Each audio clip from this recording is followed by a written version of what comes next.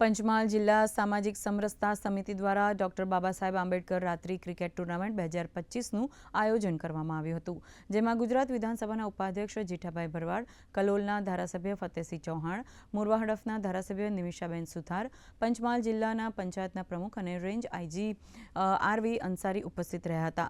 Godhra SRP cricket ground ખાતે 10 દિવસીય રાત્રિ ક્રિકેટ ટુર્નામેન્ટ રમાશે, જેમાં પંચમહાલ, દાહોદ અને મહીસાગર જિલ્લામાંથી 15થી વધુ અલગ અલગ ટીમો ભાગ લેશે.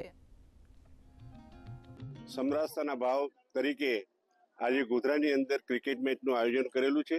તમામ કાર્યકર્તાઓને મારા તરફથી અભિનંદન આપું છું અને જે ખેલાડીઓ છે એ ખેલાડીઓને પણ મારા તરફથી અભિનંદન આપું છું કે આજના દિવસે સમરસતા અભિયાનમાં આજે રોજ જે ક્રિકેટનું આયોજન કર્યું છે ખૂબ જ સરસ આયોજન કરવામાં આવેલું છે અને ગોધરાના તમામ કાર્યકર્તા મિત્રોને મારા તરફથી અભિનંદન.